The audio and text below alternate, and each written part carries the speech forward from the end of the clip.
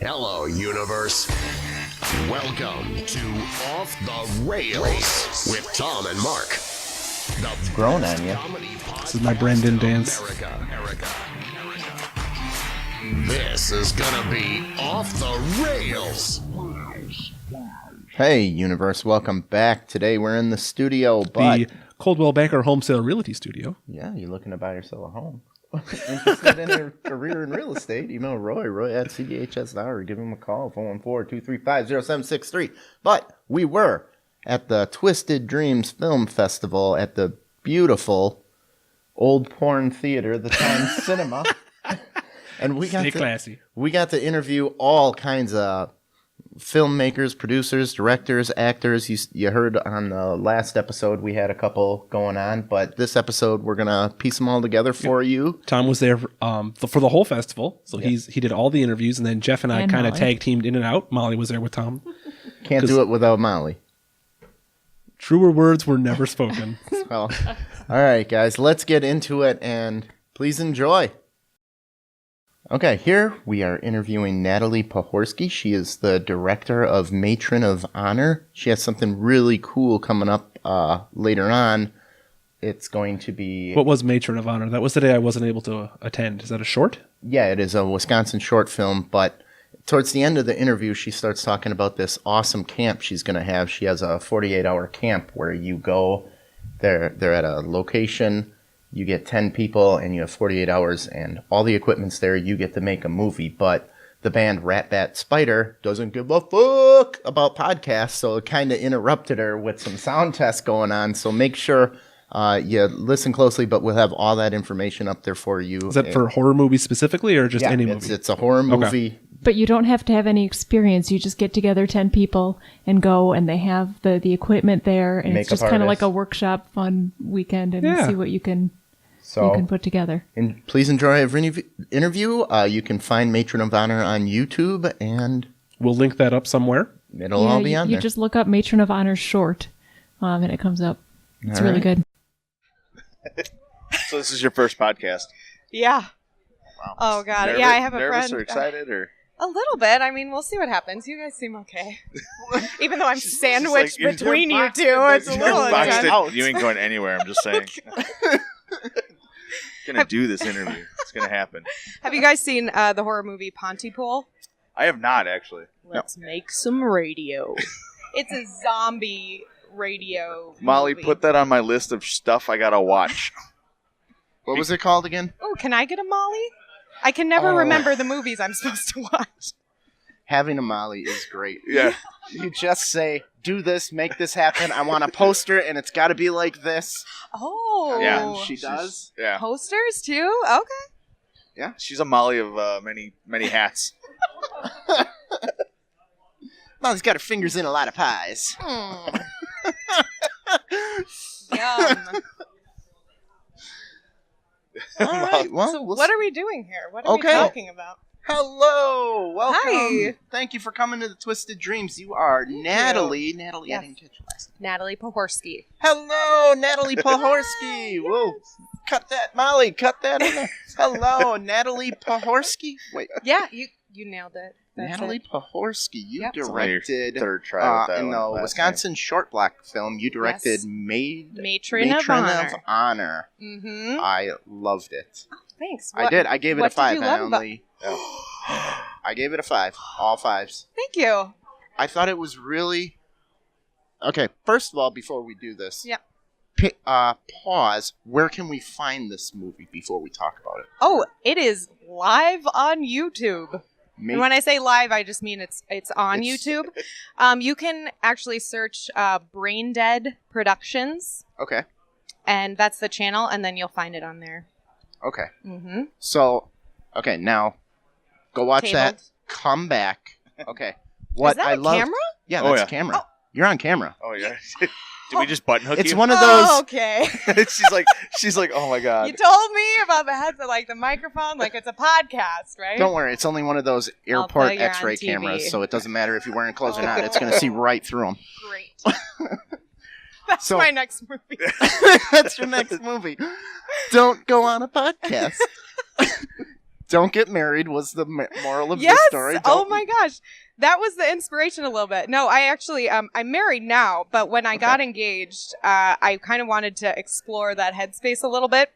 Okay. And I visited this salon that I just knew I had to make a horror movie in. My first film that I directed, I was inspired by a baseball field.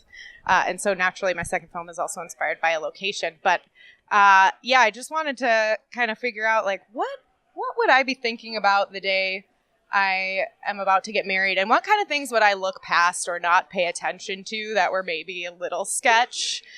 Because I'd be freaking out about just the fact that I'd be getting married. What I really loved about your film that really sold me overboard was the down the aisle, how it was parted with horrified people and people just happy as shit. Happy in tears. And you were talking about, on the Q&A section, you were talking about the Midwest charm and discovering, because we're known around the country as just super polite, super, nice.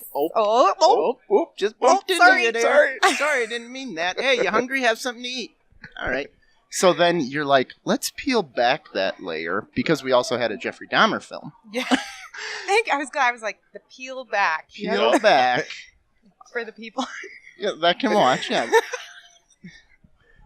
So, explain, this was supposedly taking place in Wisconsin, or did it just fall into the Midwestern? Yeah, I wouldn't say that Wisconsin was necessarily the setting, because I think it could happen anywhere. We filmed it all in Madison, of course. Okay. But I think that the personalities, actually the woman who played the Matron of Honor was my 8th grade English teacher.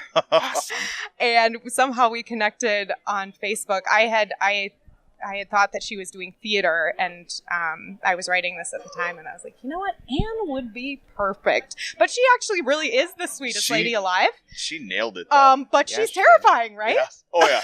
Yeah. I was like... So, which you kind of have to have that balance as an 8th grade English teacher, I feel. Yeah. Put you the fear of God into them, but... And she had the look. Oh, it looked like I'm super nice, but I will fuck you up. Yeah, that's my grandma. I'll make you cookies, but I will thump you with the wooden spoon that I'm stirring the cookie batter with. So you guys are from Wisconsin? We are. Oh, yeah, excellent. Absolutely. Yes. Yeah. So that Midwest nice, I think, can be pretty creepy and usually fake. You took that and said that it's a facade that we're all pretending to be nice. Don't come here. You're never going to leave. Don't. I don't know if I would take it that. Well, the main actress is not leaving that family anytime soon. Oh, no. She is in it to win it. So what were they doing in that film to her? Like, what was your vision there? Kind of, were they just Stepford wiving her? A little bit. Really, she was secondary. It wasn't really about her at all, So it was about a mom and her son and a weird, creepy relationship. Which is why I definitely wanted to, in that ending scene where the reverse of the coming down the aisle, the camera just kind of goes up and it really is like, nope. Actually, this is really about me. She has a little tiara on and she's just beaming because it's really more about like she's in love with her son and he's creepily in love with her a little bit. And so the priest was in the middle, and he was saying prayers. He was praying. Which side was he on? That is a great question. That's what I was kind of wondering. Oh my God, I never thought about it. He seemed pretty freaked out. I'm still wondering where this salon is, so I don't step foot in it. You're never stepping foot in the salon, dude. I step foot in salon sometimes. Don't judge. It's kind of hard to find. Oh, okay. So we actually, the exterior is a different location from the interior. So okay. So the priest. We're back to the priest. Okay, we're back to the priest. He was on the horrified side. Who's tipping him? Because you always tip the priest. Definitely the husband. Yeah, gotta be the husband. Oh yeah, because nobody on the bride side. Oh, Ryan. Yeah, he's great. Ryan McCrum, he's the actor who played the husband, and he normally does a lot of comedy stuff, and he just has this huge, grin, and he had a lot of fun with it. Most of it that he did was ad-libbed. So where did you find your actors from? Because I know that's like a lot of people are like, oh, I got friends, or you got an 8th grade teacher that just hanging out. Yeah, usually that's kind of how it happens. Ryan had worked on another friend's film, and Steph had worked on another friend's film. So I kind of just stole them for myself. Hey. Going back to the 8th grade teacher, how do you approach an old teacher like that? Because the teacher's got to be like, you son of a bitch, I have 10,000 people come through year after year. I'm supposed to remember you? Well, she did. Okay, so that's nice. Sometimes you make an impact, Tom. Okay. I don't know if it was good or bad, but somehow, I mean, she's the one who added me on Facebook, so I will say that. So she stays in touch. Actually, she's retiring this year, so shout out to Mrs. Redmond. We love you. But yeah, so I think we got together, and I just wanted to kind of slowly ease her into it because I didn't know her level of like. She did creep. the Midwestern. Oh, you developed nice. Look at you. You're a woman now, you know. Why don't you come over for coffee? I'd love to catch up. Yeah, and then I had her read the script, so I was like, you know what? If after you read, which by the way, having your English teacher read your script also equally terrifying. She gave it back and it was red. I was like, you know what? Circle, run-on sentence. Screenwriting, it's like different formatting. You wouldn't get. It's fine. It's probably fine. That's on this shit. What the hell? She graded it. So where else can we find what? I guess. Can I hijack this? Absolutely. I mentioned on stage the Camp Blood Film Festival. So I want to talk about that because I think it's pretty awesome. So I have done, well, actually, I helped with one 48-hour film festival, and I love that idea because at the end of a weekend, you have something made, like complete. But I kind of wanted to, I'd actually been looking into doing a camp-based anthology horror series with a filmmaking friend of mine, and the more I thought about it, I was like, it'd be great to do just to get a bunch of people out here and make a bunch of different movies together at the same time. And so then I thought, okay, let's do this 48-hour style. People make their teams. They bring their camera, they bring their laptop, they bring actors, whatever, teams of 10, and they stay over at a creepy summer camp, make their movie while they're there, and then we watch them all the last night on Sunday night. And so from there, I found... Do you come with a team of 10? Yeah, you come with a team of 10. Okay. So the only thing that you are given, you can't do any prep ahead of time. So we do a tour of the camp when we arrive, and it's going to be at Camp Wabeek in the Wisconsin Dells, which is amazing. It's so creepy. I mean... When we got the tour, I just asked the girl, like, take me to all the darkest, grossest corners of your camp. And she's like, normally this does not happen. If Jeff and I were leading the tour, you would have not said that. You might be right. You guys look pretty fucking creepy. You were going there anyway. These doors are open, right? All the lights are on. No, but we were like, take us to the dark basement, show us the creepiest places. But anyway, so everybody shows up. We do a tour of the campgrounds, and then everybody draws their filming location. So everyone basically gets a sector of the camp. And that's where they have to shoot their film, and that's also probably going to be the inspiration. So, and they have buildings. It's really old. I don't know when it was built, but super old. And there's a lot of buildings that kind of look like other things. So it doesn't even necessarily need to be set in a summer camp per se. The different films, they could kind of come up with whatever they want, but they have to be horror. That is key. Absolutely. That is key. Okay. That actually sounds fun. So, and we're going to have special effects makeup artists there for the teams to utilize. Okay. So how do you can just 10 regular schmoes say, I want to try this out? Yeah, absolutely. Yes. So, yeah, I want to encourage people who have always been interested in films to sign up, and whether that's they make their own team or they can join another team. So we've got a website, campbloodfilmfestival.com, but we also have a Facebook page and a group that is meant for people to find other teammates on there. When are you guys doing this again? September 27th through the 29th is the weekend. Registration is open now. Until early bird is until April 30th. I think we should throw our hat in the ring for just extras when they need people. Yes. For teams. Yes. If also, need be. Well, we were talking about a podcast horror movie, right? Yeah. What? There we go. Uh-oh. So Martin Scorsese and James Cameron are going to be there too, just to bury us for the first time. It's going to be three teams. Off the Rails, Martin Scorsese, and James Cameron.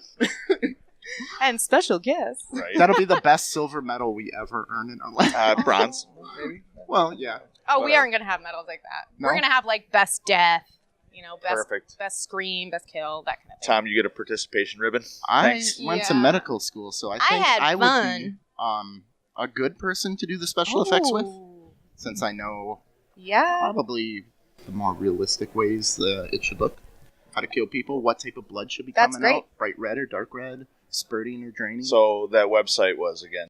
CampBloodFilmFestival.com. Also on Facebook. All right. And Instagram. Do you have any more films, or is this film going to be in any more festivals this year? I think this is the last one. I made it a while ago. Best for last. Yes, exactly. My last film, Field of Screams, was here last year. I don't know if you guys were here for that. That was a baseball horror movie. This is our first year. Oh, welcome. Me too. I didn't actually come on YouTube? Yes, that's the same Brain Dead Productions on YouTube. I'll go back and look at that. And then I guess the last plug that I have is I worked on a feature years ago with a bunch of friends from film school called Made Me Do It. And it's a horror feature. And it's coming out on VOD in April. Oh, God. I think it's the 21st. It comes out in theaters in LA next week. So it won't be here in theaters. But it'll be on demand at the end of the month. So Made Me Do It, which is from Ironside Productions. Perfect. All right. Well, I think that's our that's our cue. Thanks so much for having me. Thanks for coming on. Now I feel like I can actually be on a podcast. Don't worry. It's not as scary. Check that off your list. And always look for cameras. Sometimes they always hide look for right cameras in plain sight and for find you. a Molly. Yeah. Yes, that.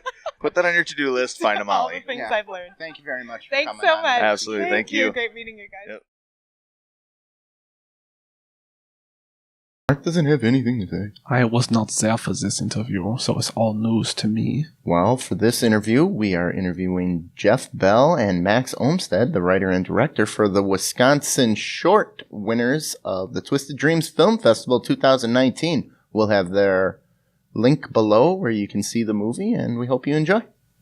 All right, well, we're here at Twisted Dreams Film Festival, and we're here with the Wisconsin Short winners with the film Upstairs. We have Jeff Bell and Max Olmsted. And you are a writer, and you were the actor in there. You were the sandwich guy, right? Yeah, I was the sandwich guy with the fanny pack. That's how everybody remembers That was him. me. Fanny pack sandwich guy. I brought back the fanny pack. Yeah, See, and now I'm typecast. You are Yeah. typecast. You'll Yeah, be just wearing a fanny pack in every short fanny from pack here on forever out. with sandwiches in With it. sandwiches. I do gotta know. Did you use all the chicken here? I did. Is Yeah, that I used favorite completely sandwich? all of And it. he didn't write it down. Mm-hmm. Yeah, true to life. I actually just played myself. It was pretty easy. That seemed very easy. How are people going to find this film that watch our podcast? Because it's not necessarily a film podcast, but... If they want to watch the film itself, they can go on to ghosthat.net. Okay. And there's a movie section. We've done podcasts as well over the years, and so we have a whole slew of our podcasts on there. But we also have all the short films that we've either produced or I've written or we've acted in or any of that stuff. And Upstairs is definitely on there. All right, so one of the things that's a lot of filmmakers have to answer is it harder to get started or harder to keep going? Because you mentioned that you had this written and it was shelved for a long time. Yep. So what would you say was hard about this one, getting it off the shelf and into a movie? I think a lot of times it is the hardest thing about it is just getting it going, getting the people behind it, and getting that engine moving in order to get the thing produced. You know, get the right people who know the people, who can bring people together, and who can help kind of just know what they're doing and know their way around to actually see this thing to fruition. Once you get that motivation or that energy going, then it's a piece of cake all that time. And getting all the schedules lined up too is one of the main things. Okay. And getting everyone to agree to be in one spot for one weekend is an amazing feat.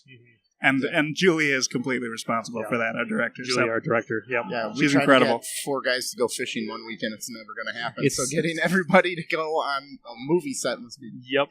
And 2 weekends, no way. Yeah, it's not happening. No, you lose everybody. If you can get 2 weekends, you are a magician at that point, because that's not a normal thing.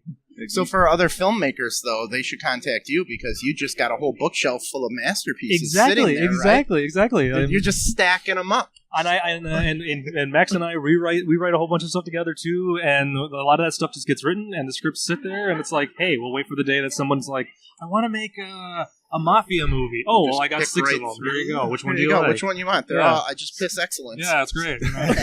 So when you guys get together to work on this, you just a couple beers and just shoot the shit, or just brainstorm and Actually, yeah, that's kind of how a lot of the writing that like he and I will do, and we kind of sit there, we let our brains wander, we start making up stuff, we do stuff a lot of times that makes ourselves laugh.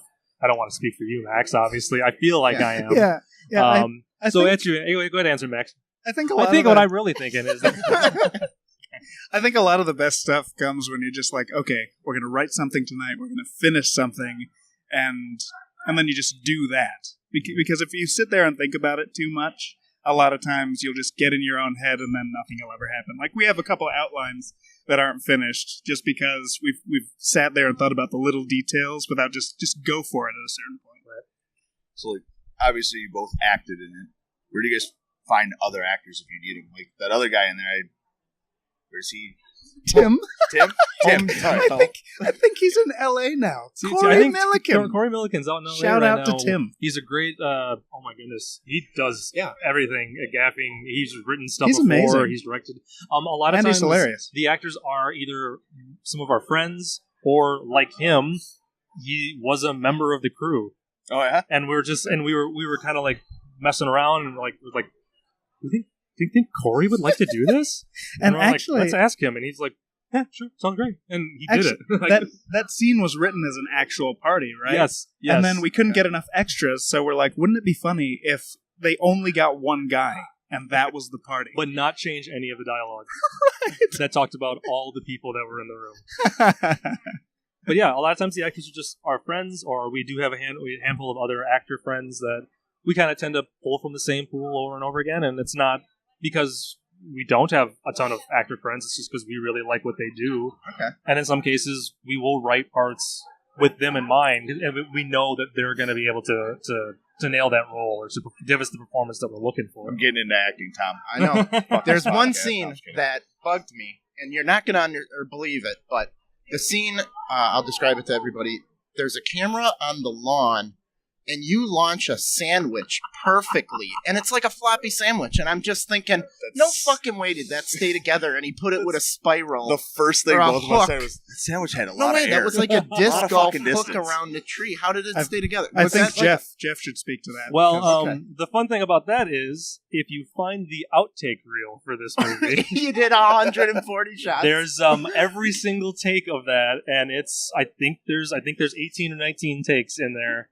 And it's of that just alone. That would be like a carny game. You would just rip kids off, and they'd never win your prize. Well, the magic behind it, if we're going to explain it, we can it, spoil it a little bit. Is that so? Somebody's throwing it in the background, and then just off camera, there's a guy with a sandwich dropping it. Yep. Okay. And really, it only took so many takes because we were waiting for it to land in just the right way. Yep. So did you have to hurl it over the camera so it didn't come? Or it's a sleight of hand. You never actually let go of the sandwich. Of the sandwich? Yes. Okay. You just you chuck it, and then your arm comes down. This is a really great visual thing for the podcast. Yeah. The arm comes down, and it just kind of like hides back behind your body, and nobody can tell the difference. I do love the fact that is our only our main question. Our main question was, how the fuck did that sandwich stay together? I think the whole launch, that's like 30 yards. Yep. That's a good example of something in filmmaking that I always talk about, where a lot of acting in short films is learning to do a very specific thing that you'll never have to do it again in your life. Yep. Like you got very good at that sandwich toss. I got very good at that sandwich toss. And you'll never have to do it again. Nope.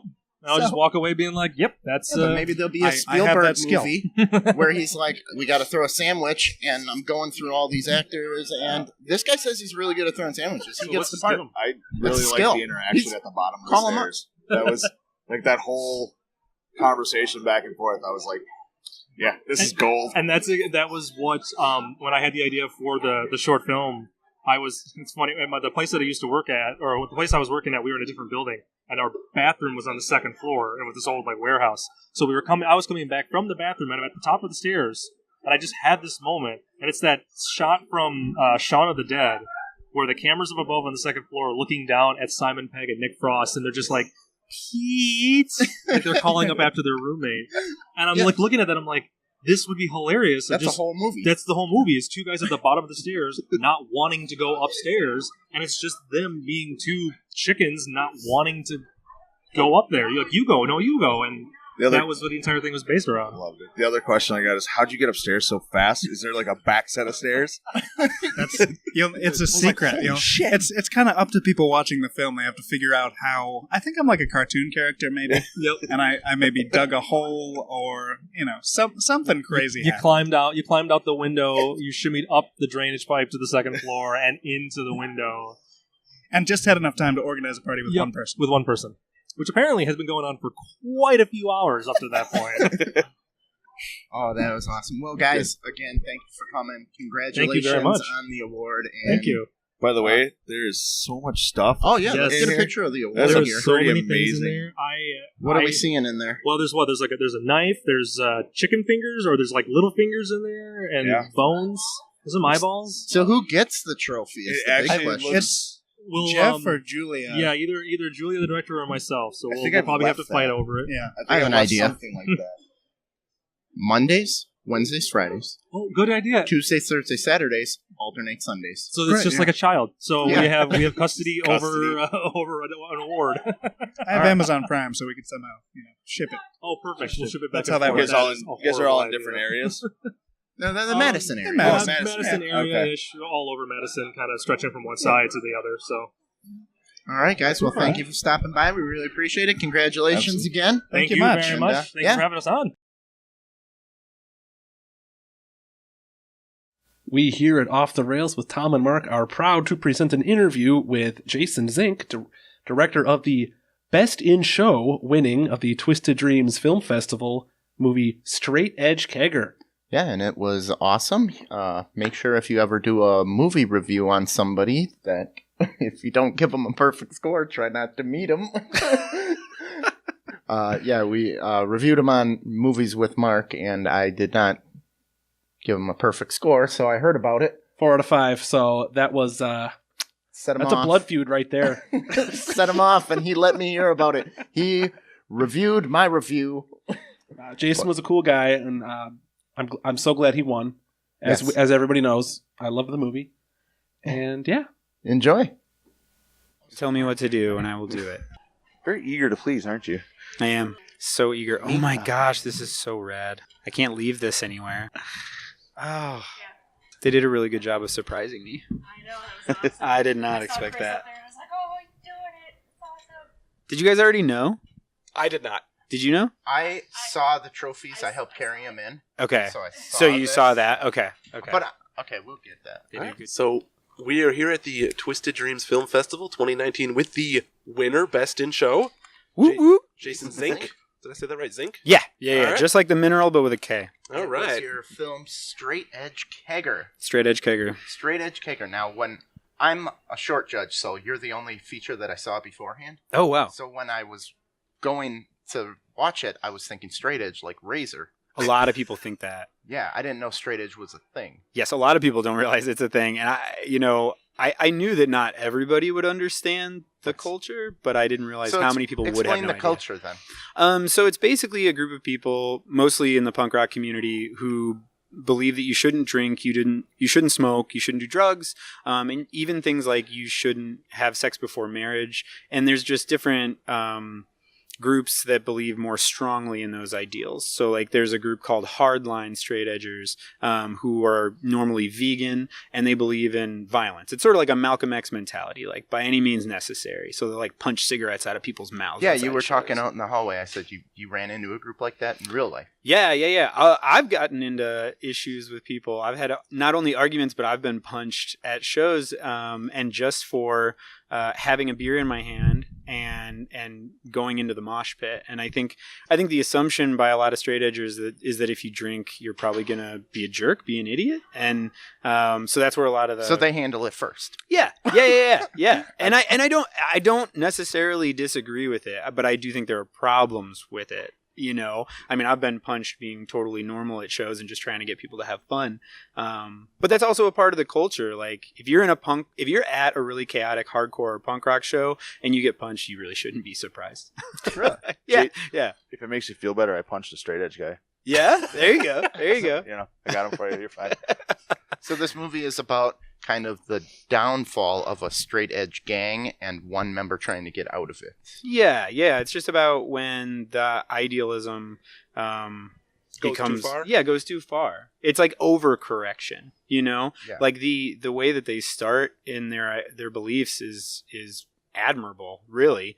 But then when it becomes the point where they're bullying everybody else, it's like they're the new dictator. Yes. Yeah. This would be great for a sociology class because it's the time and place where it's admirable. Yeah. Like a lot of people, if you commit suicide, a lot of people think that's disrespectful to your family or whatever. But if you do it in Japan, it's the noble right thing to do. So it's a time and place. And I think, straight edge could be right now noble, but in a different time or place. If you're not drinking, you got the problem. Yeah. So I think this would be a great thing to study. And we did a review on this, and I kind of said I wanted more of the backstory. I wanted to see these at the... I am so happy I can talk about this right now. Because I heard your review, and I actually agree with basically everything that was said. Aside from the opening being 15 to 20 minutes, it's 7.5 minutes. I'm just saying. I'm saying. But I get it, especially if you're not into the culture. It seems a little long. But I want to, what you were saying about more of the backstory. We had this awesome scripted, it was segments built throughout. There was a lot like SLC Punk, where they break the fourth wall and he explains things about what's happening, and there's all these cool montages, and we had all that scripted. And then when push came to shove, we had no time and we had no money left, and we just said, okay, well, I think the movie plays as is, so let's scrap it. But there's a lot of things in the movie that you really kind of have to have knowledge of this culture to fully understand the lines that are happening. I mean, I don't think you need to know it for the whole movie. You get what's going on. But when she says something like, or he says, no skinheads, and she's like, skins? And he's like, sharps, or red laces, not sharps. And the point is, red laces are Nazi skinheads, and sharps are skinheads against racial prejudice. But if you don't understand that, it's kind of a throwaway line. And right there was supposed to be like a 3-minute segment that explained the culture more. And there were many of those built in that just couldn't happen. So somebody give us money and we'll go shoot those things. Yeah, that'll help. We'll special edition, right? Yeah. Well, there could be the director's cut, the longer version if you buy the DVD. Yeah. Or Blu-ray or whatever. Yeah. What I thought you guys did an awesome job is on the throat slicing. Yeah. There are a couple of them. I'm a medical student, so I nitpick deaths in certain ways, and I thought that's right. They hit the veins. It leaked out like it should. It didn't spurt obnoxiously. They did a great job slicing throats. I love it. That's awesome. I will have to tell my effects guy that. Yeah. I will say it's funny because I love making horror movies and I love violence on screen, but man, I could not go into the field that you're going into. Oh, don't worry. I could podcasting? not. Oh, well, yeah. But I couldn't handle anything medical. I did medical school. Oh, okay. I'm now a podcaster. Okay, fair enough. My mom is so proud. Hey, how's that doctor's son of yours? Oh, yeah, he's podcasting at Twisted Dreams Horror Festival. She's actually said that on the show. Yeah. So how detailed do you get into that? Because you could go like a kill or something, because I know you wanted to get more detailed into the culture but you couldn't. But then if you nitpick things like a throat slice, you're only going to please less than 1% of the audience. So how detailed do you get into like your kills or something? Or well, what I did, I mean, some of it is just you get stuck with what you get stuck with. I mean, whatever the effects guy can do and what's in your budget, like that's what you're going to do. But what I did initially was we watched some of our favorite movies, and I cut together kind of like a mock-up of the movie. So I cut together scenes from like SLC Punk and then like Friday the 13th and Green Room and just all these things. I put them together, and I would show my cinematographer and my effects guy. So like the throat slit specifically with the cop, that is directly taken from the throat slit that Tom Savini did in the original Friday the 13th. I said, mimic that. Make it look as close to that as you can, and that's where it comes from. So that cop, I have a question about that, because when I looked at it, it looked like the exact cop from Terminator 2 that got the full house on the cup. Exactly. I'm like, did he get that cop and just keep the same outfit and everything? No, no. And that's my buddy John, and his mustache is just begging to have him cast as every cop ever. And I think he's awesome in the role, but I don't know how he'll feel about that. Huh? Well, then he got mistaken. Every movie you do, I don't know. Be a cop. I don't know, but no, I can see it now. Now that you see I can see it, yeah. And then the Terminator 2 copied him. There you go. That's great. So you won the award. Yeah, which I'm still kind of reeling from. You were also on the panel about distribution. Yeah. Have you distributed Straight Edge Kegger? No, we've gotten some offers, just nothing that has made us feel safe to jump yet. And honestly, you're sliding pieces of paper back and forth. Or? Yeah. I mean, it's mostly emails, but that really is kind of it. We've had a lot of phone calls and Skype calls, and we've had some really cool people that are interested. But some of the ones that we're most excited about, they reached out, and now they're reviewing, and we're waiting to hear back from. We've had a conversation. I don't want to say names, but we had a conversation with somebody that we're really stoked on. But ultimately, what it's going to come down to is what we feel safe doing, because we really kind of messed it up on our last movie, and our movie we shot it for $3,500, so it's not a big loss, but still we could have done way more with it, which could have helped to fund the next one and get bigger and better things. So we're trying to be as careful as we can. Okay, do you want to explain any of that? Or yes, if you want. Yeah, on our last movie, we basically got a signing bonus, and it was only $500. But we thought, man, we're getting paid $500 up front. It's only a $3,500 movie. Of course, we're going to make our money back. And then we never saw another dime. We had no control over the marketing. We had no control over the cover of the movie. And they've always been very kind to me. Like when I talk to them, they seem great. Even one of the people from that company even backed our Kickstarter on this movie. So I can't say they're bad people wholly, but they definitely didn't do right by us, I don't think. So it's just made us be a little bit more realistic about our expectations. And ultimately, I may self-distribute the physical media. I don't know. I don't want to do that because it's a big pain, and it's going to be another 2 years of just trying to make our money back. But it's like, it's a DIY punk movie, so maybe what we need to do is do it ourselves. Okay. So there's no way that the audience right now can go and find it yet? No, they cannot. They had to come to Twisted Dreams. Yeah, just film festivals right now. I will say that we are trying very hard, because a lot of people, even our Kickstarter backers, have to wait and go see it at film festivals because we're scared that it's just going to get leaked and then all of a sudden we're not going to get anything. So what I'm telling people is I am doing my damnedest. I hope that's okay. Yeah. Oh, okay. Oh, we can say okay, cool. You can say whatever the fuck you want. Okay, I'm trying to be okay about it, but I have a really bad mouth. I got a mouth like a trucker, dude. You're fine. But I'm trying to tell people, like, in the next 3 to 6 months, we will have some form of this movie out. Okay. I don't know what that's going to look like, but really, I'm not going to wait a year. You know, in 3 months, I'm probably going to make the decision, and then whether I self-distribute or go with other people, it'll probably be another 2 to 3 months until it really happens. So when you like 6 months, self-distribute, does that keep you from other work then? You're not going to be writing or film directing. Well, so I am really excited about the next movie, but I funded a lot of this movie on credit cards, which it sucks. So what happens to this movie kind of dictates what happens to the next movie.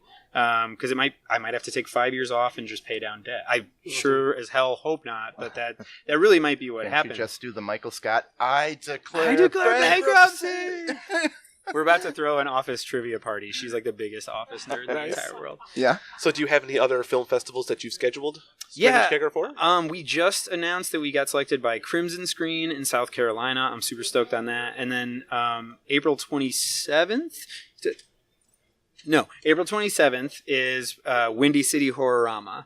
And so we're playing in Chicago for that. And the reason we're excited about that one is because it's a little more local to us, and like our cinematographers from there, a lot of our actors and crew are from up there. So we're going to throw a big... Now, make sure when you send them a screening, you include this award title. You have no idea how much you're going to see this all over my stuff now. Yeah.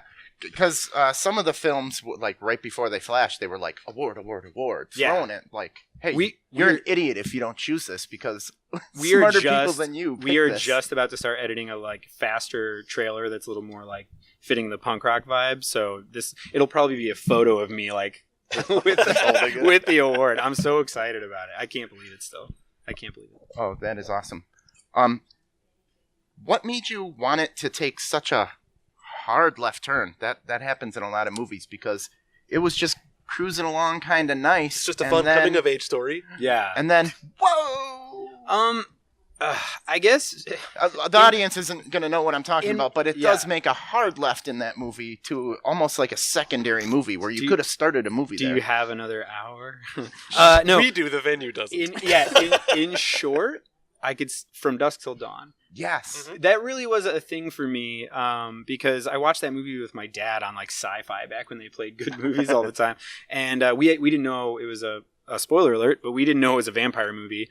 And all of a sudden, boom, it happened, and it totally blew my mind. And I know with this, it's like, we don't have their budget. The movie couldn't get widely released without letting people know. Like, you know, with this movie, people are kind of knowing just from the title and the cover and the trailer, they know it's going to be a horror movie and it's going to take that turn. But we still thought it would be interesting to kind of throw people off. And we had a pretty big festival that we didn't get into, but the judge got to us and he said, "Hey man, I want you to know you didn't get in, but I really, really liked your movie. And the reason I loved it so much was because I forgot I was watching a horror movie until it turned into a horror movie." That was kind of the logic, I guess. I do like the slasher vibe that it had. Yeah. In the movie. Yeah. It's that's what I grew up on, so I like that shit. Yeah, me too. Your next kind of thing. Yeah. Love it. So yeah, I love the time you took to build up James's character. Yes. And because that way he felt real. He wasn't just some random masked home invader. Yeah. He was someone, and we may not agree with his logic, but we understand his logic, and that almost makes it more terrifying. Yeah. Because like, oh, I know people who might in another world do this. Mm-hmm. Brilliant. It's a well-written character. Thank you. Yeah, we wanted it to just feel real. More than anything else, especially because we don't have the budget to make some big, beautiful blockbuster of a horror movie. You know, we wish we could do that and shoot on a red camera and stuff. And you just need more credit cards. I know. It's free money. If only. So that's what we thought. We were like, let's make it as real and like visceral as possible so that people can hopefully not worry so much about the money that we didn't have, I guess. Excellent. Well, all right, Jason. Well, congratulations on everything. Thanks for sitting so down. much. Yes, thanks for making time for us, guys. Thank you. He literally just won this award like 20 minutes ago. We let him bask in some glory for a little bit, and then we pulled him. I do like being the first interview that he did after he won the award. Yeah. Oh my gosh, I'm so pumped. All right, thank you very much. Thank you guys so much. This interview was with Mike McCutchen, who is the director of The Next Kill at the Twisted Dreams Film Festival in beautiful Milwaukee, Wisconsin. Mike is also the art coordinator from the movie Battle Angel Alita. He worked on the series From Dusk Till Dawn and Sin City: A Dame to Kill For. And he also works on, what did we call it? Fear the Walking Dead. Yes, and we got to pop his podcast cherry. So we're looking forward to having him on again in the future and seeing what else is going on. Molly, roll that beautiful bean footage. Okay, go ahead, Mark. Okay. I'll let you. We're here with Mike McCutchen, director of The Next Kill, which was featured last night here at the Twisted Dreams Film Festival. So what made you decide to make this movie? Oh my goodness. Just a love of cinema. Just watching stuff and saying, "Oh man, that looks like a lot of fun." Like, I kind of want to do my own. Okay. I guess it's greed. I was like, I want what they're doing. Ambition. That's good. Okay, that's a much better word. That I should probably have used that. Now, this film was filmed in a unique style. If I had to explain it for anybody that played Beautiful Joe or the Telltale video games, it's kind of a comic book-like animation, correct? Yeah, we're like Borderlands. Borderlands? That pops up a lot. Cel-shaded, I believe, is the term you're looking for. Sure. Yeah, no, that's pretty fair. That's definitely the vibe we were going with. Scanner Darkly was a massive influence. I mean, Richard Linklater is a enormous influence on my life. I mean, being from Austin, Texas, you kind of have to love Rodriguez and Linklater. And you've worked with Rodriguez. Yes, yeah. What is that like? It's pretty amazing. Are there any strange rules, like don't look him in the eye, do not click a pen? I don't know, like not quite. No. I've never clicked pens next to him while staring at him, but I might try that. Next show we work on. The pen's going to be sticking out of your chest.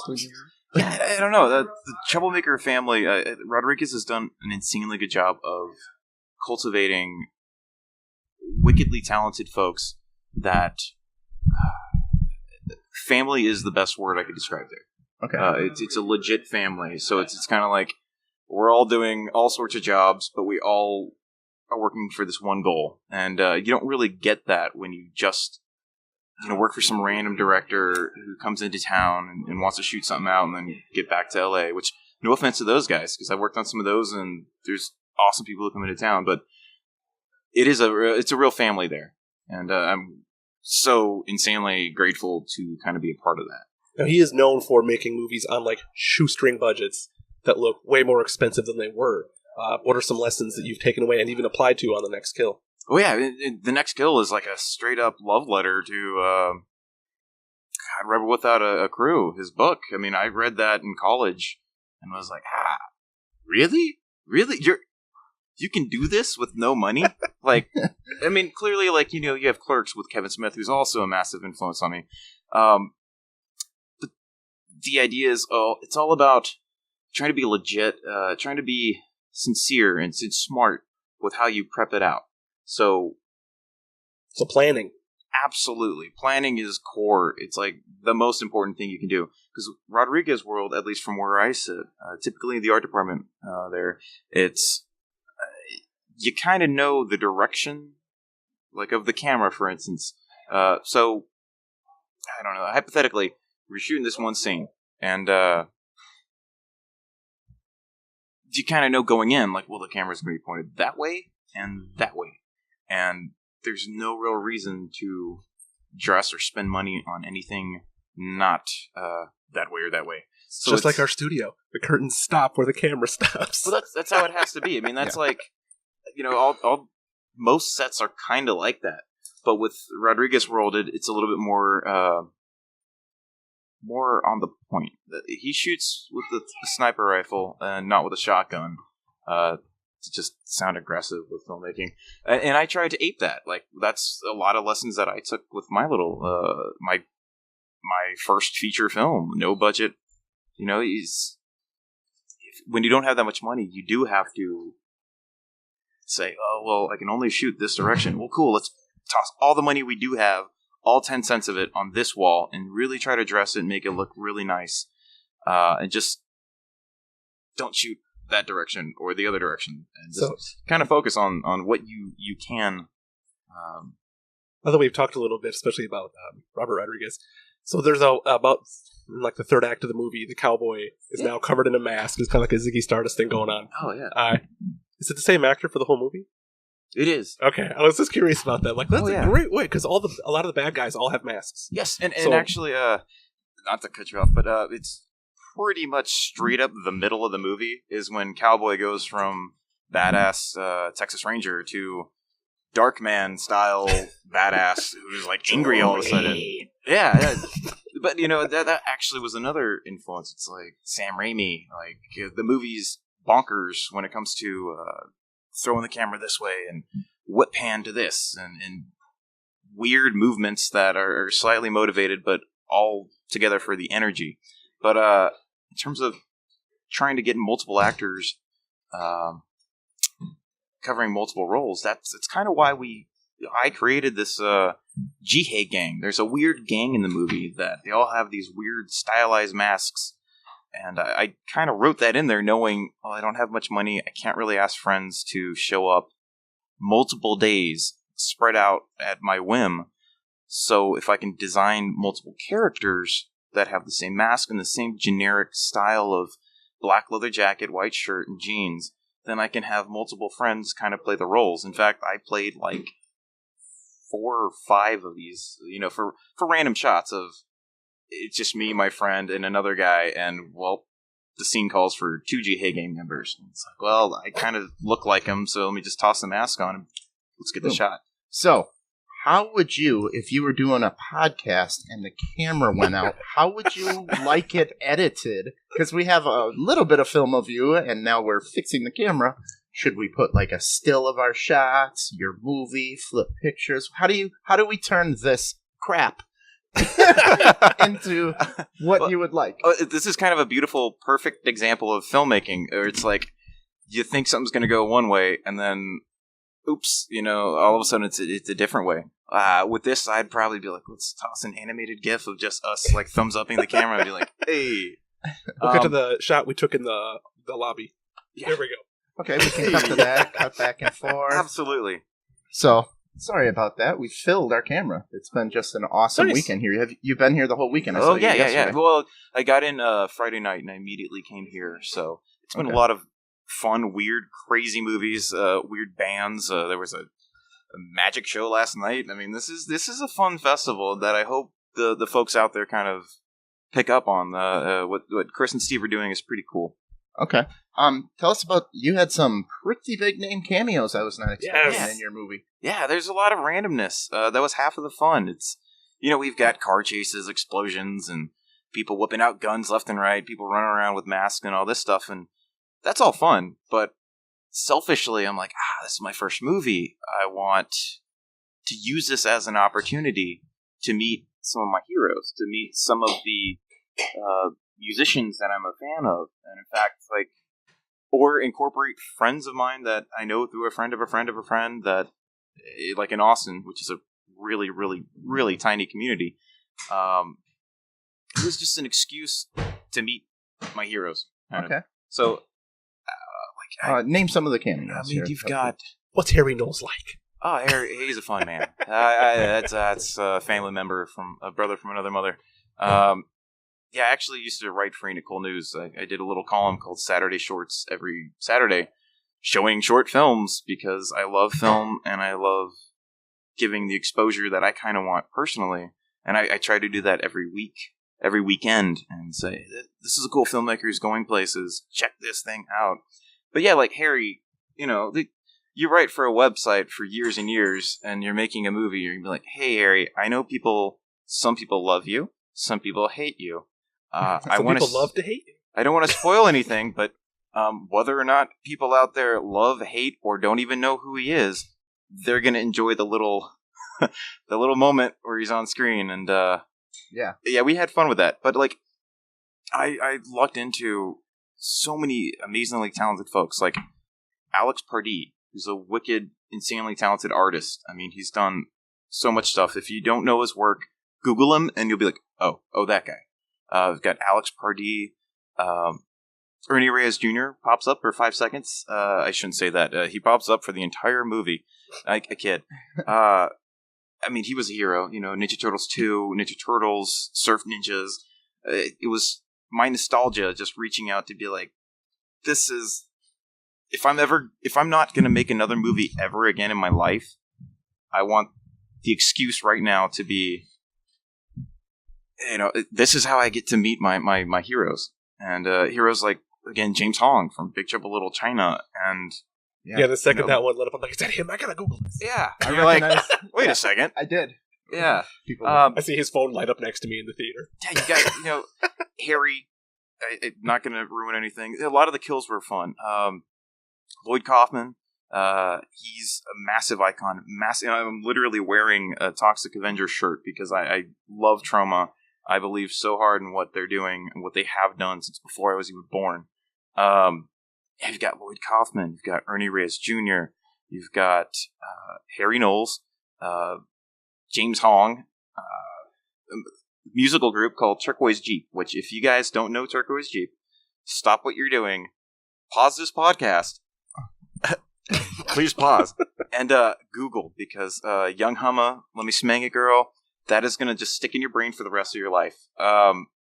We also had a bunch of folks, just friends of friends. I don't want to say anything about the scene, but we stabbed one of the founders of South by Southwest and the Austin Chronicle, which in Austin's a huge deal. And Lewis is a massive film lover and out there to help people out. And I'm like, hey, can we stab you in the gut? Can we kill you? Yeah.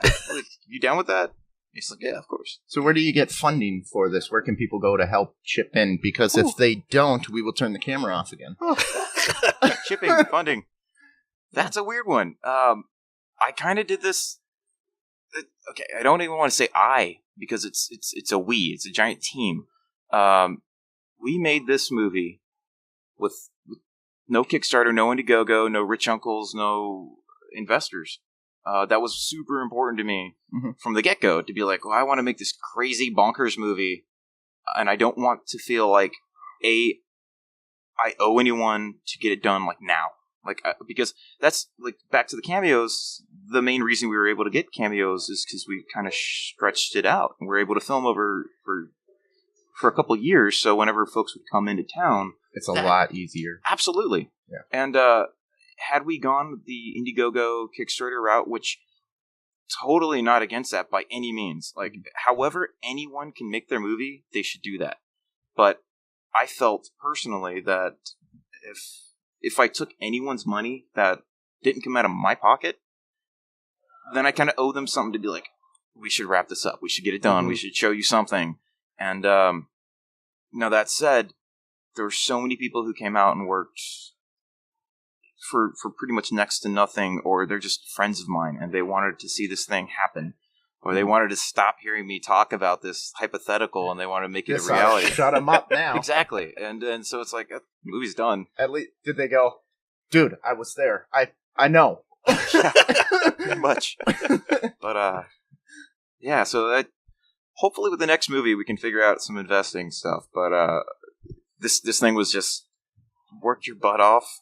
When you conceived it, did you have the visual style of the cell shading, for lack of a better term? Was that from day one, or did that get worked into it later? Oh, that was absolutely before I even wrote anything. Okay. I knew we were going to do something funky because, again, with limited funds, you have to make cartoon-like kills, and it's easier if it is a cartoon, right? Yeah, our attitude, my best friend / producer / whatever, JJ Weber, he and I were on the same page here, and they said, well, we want explosions, we want car chases, we want all this funkiness and crazy weird stuff, that if you're trying to do that and make it photoreal, you're probably going to fail. Assuming you have zero money and you say, oh, I know how to blow up a building or crash a sweet Mustang into a dumpster. If you're trying to cheat for real, it's probably just going to come off as hokey. And so we just leaned into it. And as I was writing the script, it was like, well, let's go bonkers, even more crazy here. So yeah, we knew that from the get-go. Like, there are several explosions that look really quite impressive in the movie. I was really taken aback by how good some of those looked. Yeah, and flip side, like, if it wasn't cartooned or tuned up or stylized however it is, you might not think that. You might be like, Burke, wait a second, they didn't really blow that up. Yeah. What is this? But, yeah, no, we leaned into it. So the funding came from your other work that you've been doing, correct? So you funded most of it? Yeah, I mean, I delivered pizzas all during college, saved up a little bit of money, that kind of got the ball rolling. That explains the pizza delivery man in the beginning. Oh, yeah. Ernie Reyes Jr. Satan's Pizza was... Satan's Pizza. I just thought that was such a fun, like, let's, again, have fun with something funky. Is that going to be your Big Kahuna Burger? Oh, yeah. Satan's we got that and a few other things. You'll see them in the next movie, or maybe in the background of the next movie, but hopefully that's my Big Kahuna Burger, my... Yeah. We're hoping to do that. So you've been working on... Battle Angel Alita. Yeah, we'll do and Fear the Walking Dead. Yeah. I looked into Spy Kids 4 years and years and years ago, and just like any job, I kind of feel like you show up on time, you show that you actually care, and you do your best, and people call you back. Yeah. Like that's, I mean, no matter what you're doing in life, whatever your goal is.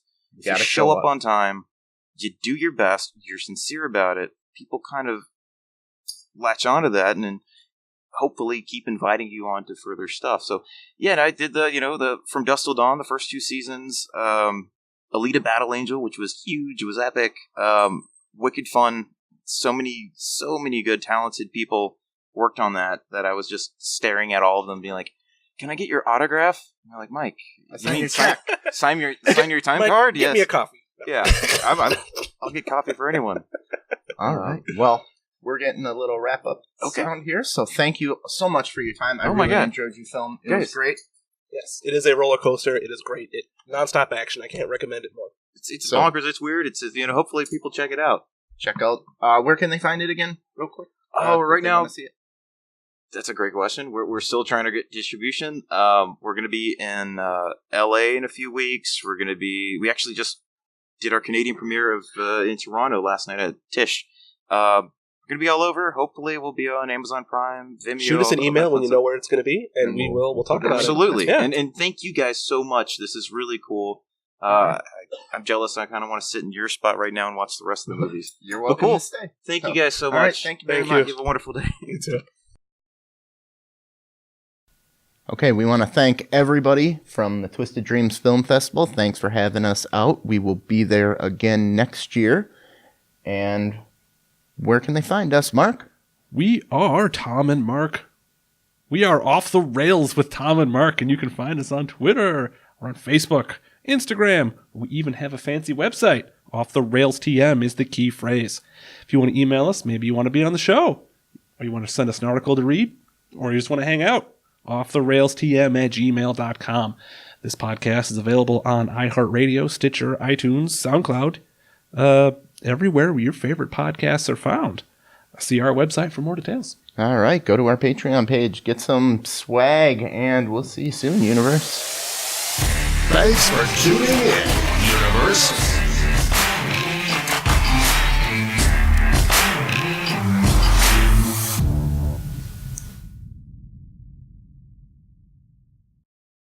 Rails.